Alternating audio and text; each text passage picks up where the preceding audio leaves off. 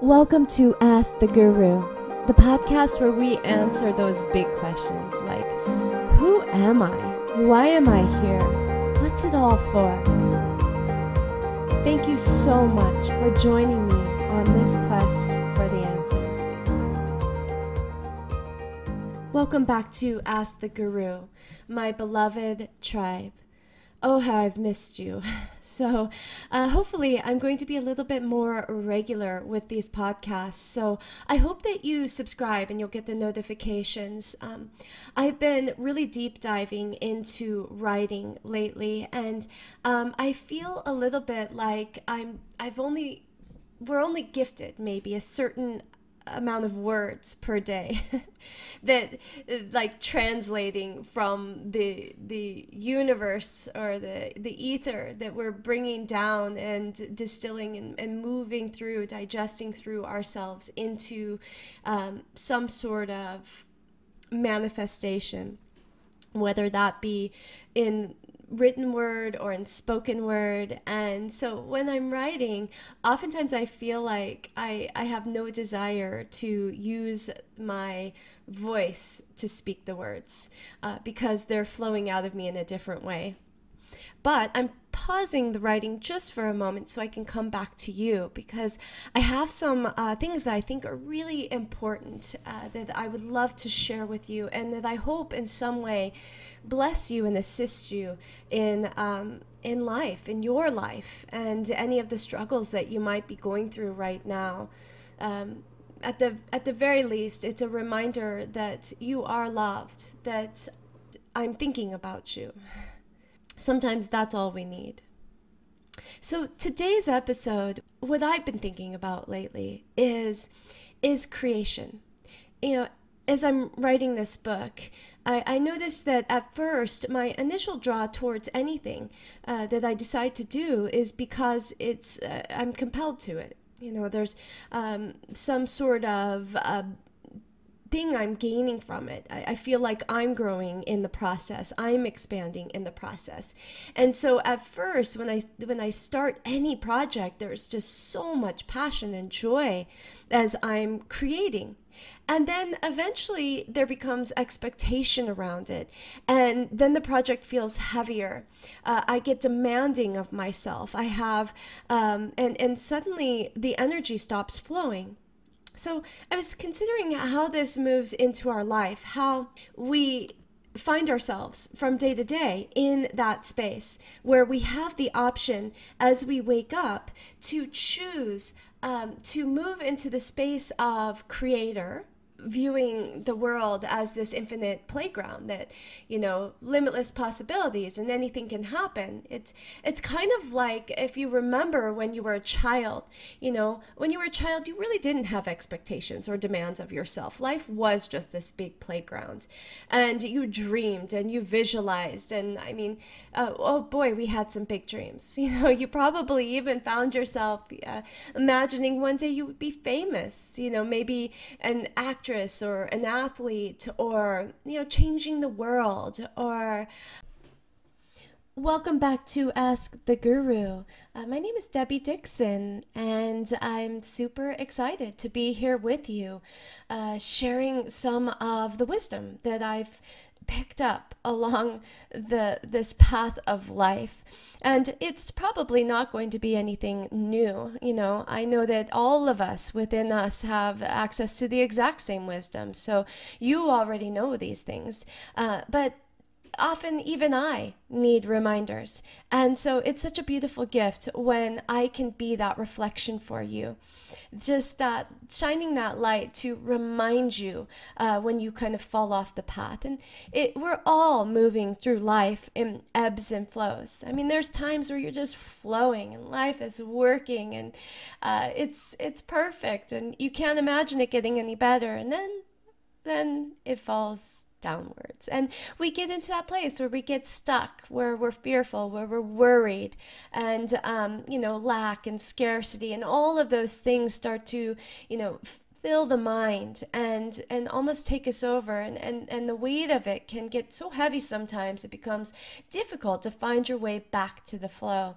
And so I will hopefully am a little bit of a light, like a lighthouse on a dark, stormy night.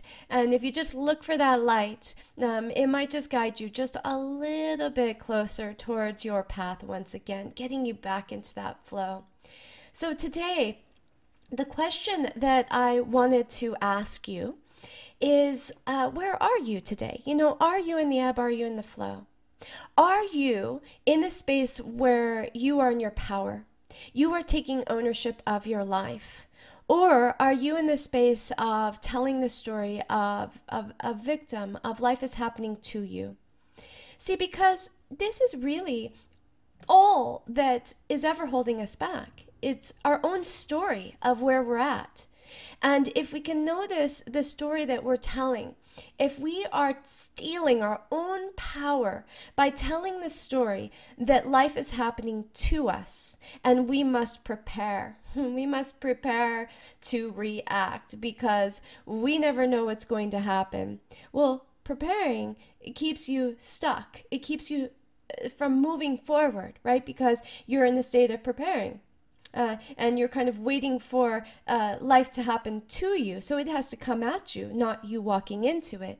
Well, the creator is the opposite. See, the creator sees their goals and their visions, and they're drawn with such a compelling force forward into their dreams and into their goals. And they're doing it from a selfless attitude, right? Because you can never really move forward truly into your power from a place of self-gain, from a place of wanting something for it. The only way to move forward powerfully towards joy, towards growth, towards healing, towards stepping into your life and recognizing and remembering that you are the creator, that you are choosing your destiny.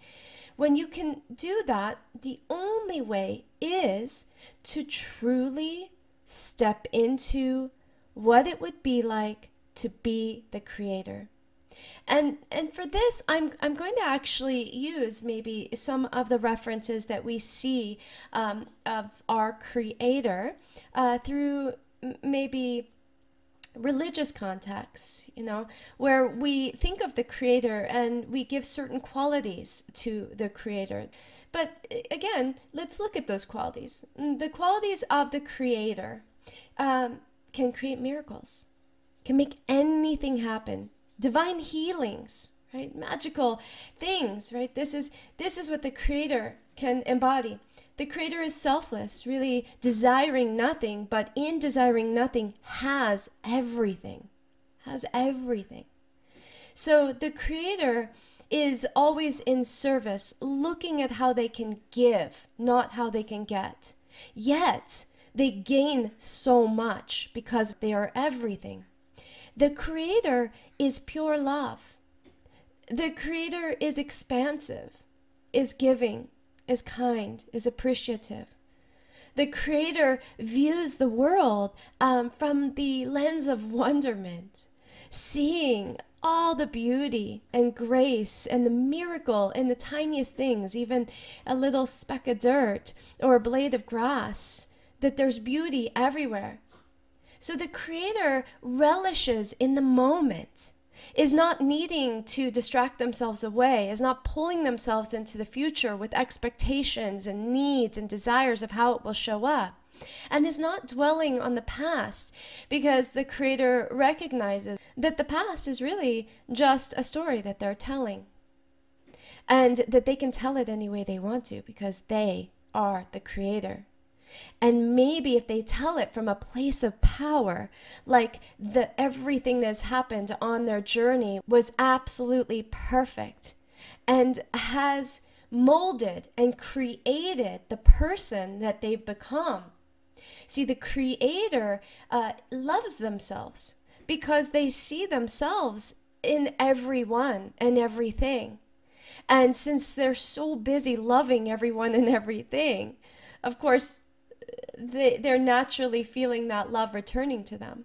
You have the choice in this moment to wear the lens of creator as you look over your life, or to step into a state of reacting to life, telling the story that life is happening to you. And from that place, giving your power away, waiting for life to happen to you. When you are wearing the lens of creator and looking out at your life, you're excited. Life becomes an adventure filled with limitless possibilities.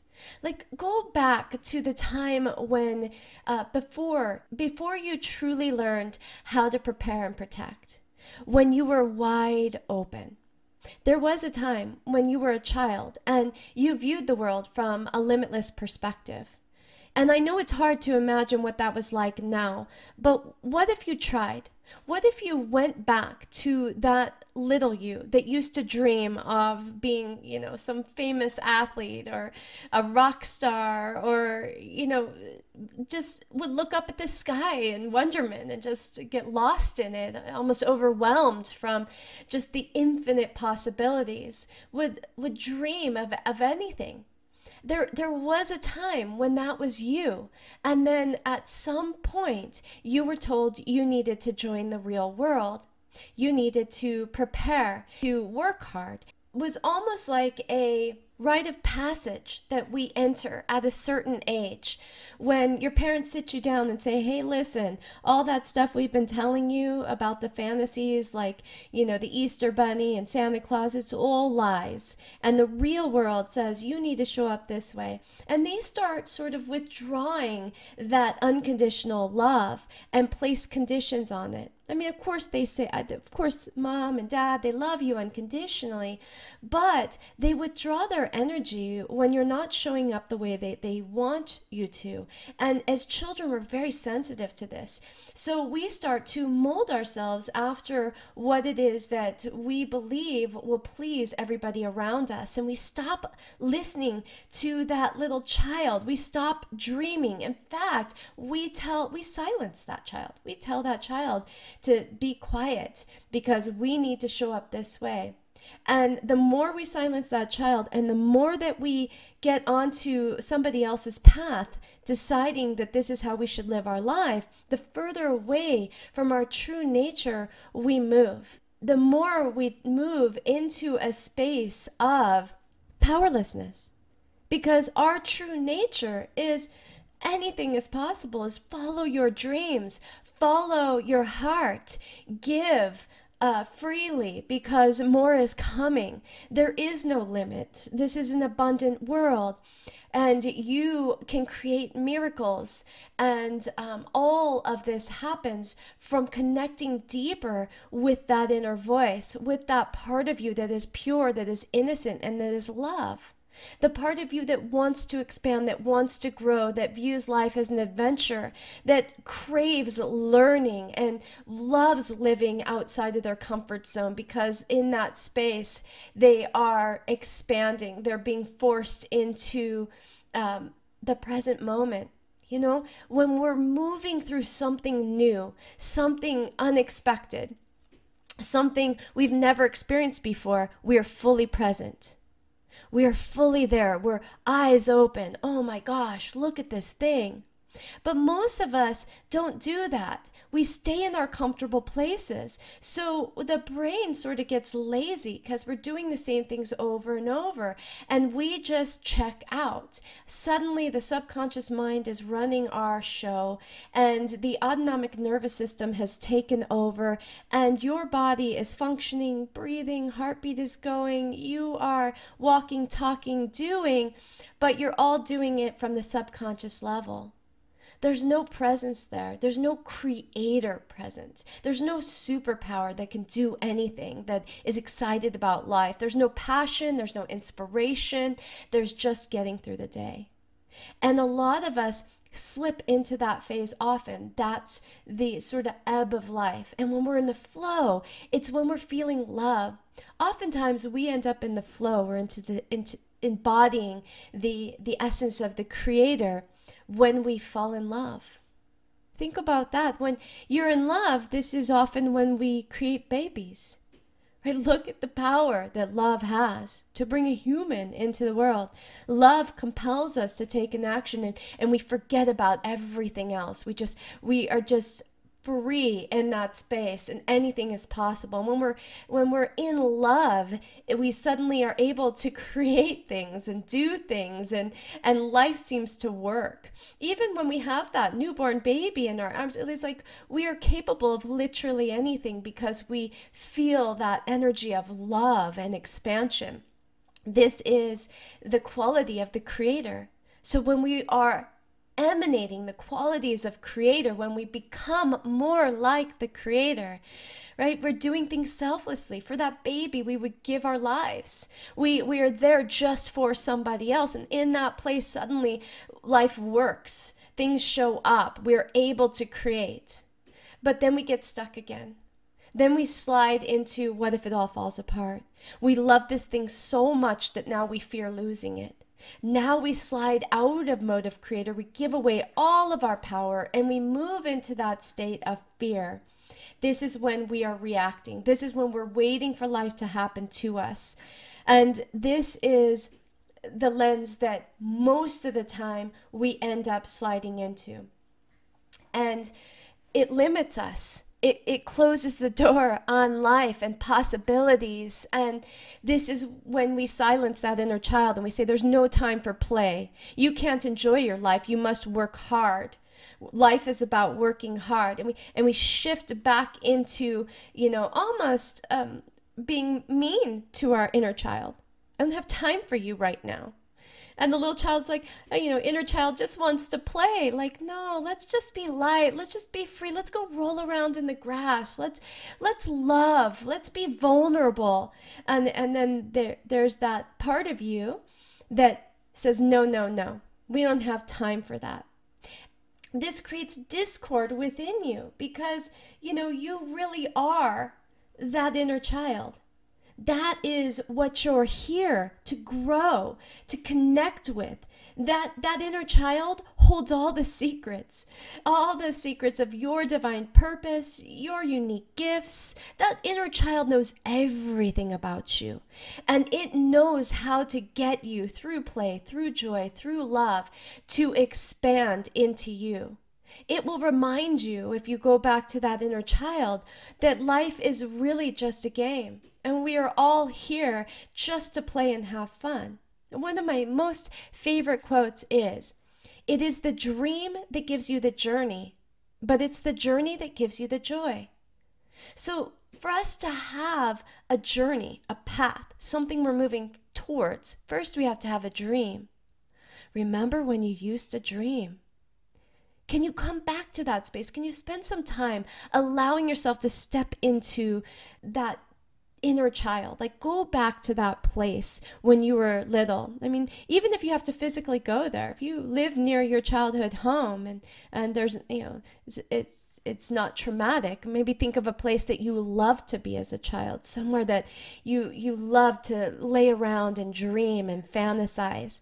And go to that place, even if it's just in your mind. Imagine that you're, sitting on a playground somewhere and you're just daydreaming and you don't have anything limiting you. You don't have the demands of life, the job, the house, all the sort of cages that you've placed around yourself, limiting your ability to dream. Take it all away. Go all the way back to that place and listen to that child. And what is he or she dreaming of?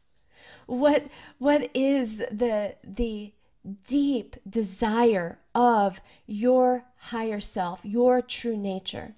Go back there. What were some of the things that you loved to do as a child? What were the things that made you unique, that people said about you? Go back and then play. Today, spend some time just playing, where you let go of your responsibilities just for a moment. You release yourself from anything. Notice, get dirty. Go take your shoes off and walk around in the grass or in the mud. Get your feet dirty. Get your hands dirty. Do something unusual. Learn something new. There's so many ways to sort of step back into that inner child. Find a way to do something that feels good right now. When we're in that place where we're feeling powerless and life is happening to us and we're telling the story of why I'm unfortunate, how things happen to me that are keeping me from moving forward and following my dreams. When we're staying stuck in that place and telling that story, sometimes what we need to do is find somebody who's worse off than us. Sometimes just imagining that, yes, this is what's happening to me right now. I'm in this terrible relationship. I have this job that is awful and I feel stifled and, I hate my home, or everything's falling apart. Whatever it is, the story that you're telling, that is the story of life happening to you, where you have lost your power as creator. You've forgotten that you're the creator of your life. To get back into your power, to truly own that, yes, this is what's happening in your life right now, and you created it. It's a gift. It's there actually serving you in some way. To be able to see it from that flip view and actually begin to even see the hardship as a blessing. And trust me, this is possible. But first, you need to elevate yourself out of that story. And so the only way is to stop telling the story about how hard life is for you, but look at somebody else that life is hard for. And maybe see somebody who's in a worse off position, where you can go, well, at least I have food in my fridge. And these little tiny baby steps of, well, at least I have a warm bed and I have a soft pillow. At least I have a job. At least I have somebody in my life who loves me and cares for me. Start to find just even that one little thing that you can cling to, and then say, I'm grateful that I have that. I'm grateful because I recognize there's people that don't, and I am blessed because I have that. And this will be a ladder. View it like a ladder. So you're doing a ladder of gratitude, and with each gratitude, you'll move up just a little bit higher. And you'll get a little bit closer to emanating the qualities of creator, right? Remember, creator, if you're in the creator, you cannot be in the place of woe is me. You can't be in the place of trauma. The creator is powerful, creates miracles, is love, is peace, is joy, recognizes everything is happening for them, not against them. So we've got to get there. And it's not always easy, because maybe we've been in this dark place for a while. Maybe we felt really stuck for a long time. So how do we find hope in that dark place? It starts with gratitude. It starts with finding one thing to be grateful for. And then maybe finding somebody, like I said, who's a little worse off. And in your mind, bless them. Wish for them joy. And there we're stepping outside of ourselves. We've stopped dwelling on our lack, and we turn it into blessing somebody else. This elevates your energy to more like the creator. And the more that we can become like the creator through the qualities, we can feel that essence. Eventually, you'll find yourself standing in your own life, looking around going, I created this. This is the world I've created. And now what do I want to create? What do I want to create? How do I want to show up? Make sure that the way that you're wanting to show up is a way that will allow you to expand, that it's about you touching more people, connecting with the world, feeling that sensation of being fulfilled because you're giving of yourself to the world in some way. Don't ever worry about what you're getting. One of my other favorite quotes is, it's actually from the Bhagavad Gita, but I read it for the first time in Iyengar's book, Light on Yoga, which I highly recommend. Of course, also the Bhagavad Gita. It's a beautiful text. I've read it now so many times. And in there, he says, act for the sake of acting, not for the fruits of your labor. So never act for the fruits of the labor, but just for the sake of acting. And when we can do that, this is emanating the qualities of the creator. See, the creator doesn't want anything, but everything comes. It's stepping into that flow, because the moment that we desire something, we are saying we don't have it. That means we have stepped out of role of creator. The creator sees it. himself, herself in everything. In everything. That you are everything and everything is you and there is no separation. So how do you get there? How do you embody that feeling, that essence, that love, and then just watch how life shifts? It starts by one gratitude, finding one thing you're grateful for, and then building it to 2, and then 3, and then blessing people, and then just imagining everyone around you, even those that maybe you feel have created a hardship for you or hurt you. The Creator would see that that's impossible, right? There is no you and them. You are all of it. So you must love them too. And even wish for them joy and blessings. And the closer that you can get, the higher on the ladder you get, the more expansive your life will become, and the more you will shift into your true nature. And when you're living in your true nature, you're going to feel so wonderful, so blessed. Life will feel limitless, boundless. The walls will come down and you'll begin to play again. You will have built that relationship once again with your true nature, that inner child that is absorbing, that is learning, that is growing and expanding, that is dreaming. This is what you're here to do. Play the game. Enjoy life. Live. Love. And remember, everything in your life is happening for you, because of you. You are everything. Everything is you. Thank you so much for taking the time to listen to this, and I hope in some way that you feel enlightened because of it. And by enlightened, I just mean you've stepped up that ladder. You feel a little bit lighter, a little bit freer. And utilize this moment of freedom, of lightness, to step outside, take your shoes off, roll around in the grass, and then dream like that child. Allow that child's voice to be heard, that inner child that wants to scream, that wants to yell, that wants to laugh and play and has dreams. Hear those dreams again. Listen to them. Find ways to bring those things into your life. You know, maybe you had a dream of becoming a famous painter one day. Well, sit down with a pen and a paper or some paints and just play. You don't have to have the expectation of being the best, but just embody that. Do it. There's a reason. Maybe something wonderful will come from it. I am so, so blessed in my life, and I hope you know you are too.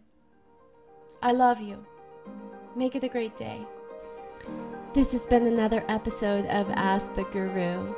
Thank you again for taking the time to listen. And if you enjoyed this episode, please click the follow button so you can get notified when I put something else up. And also note that I have a YouTube channel, and oftentimes I upload these and other videos onto my YouTube channel. You can just look me up under Debbie Dixon. And there we can communicate, send me comments, and I look forward to hearing from you.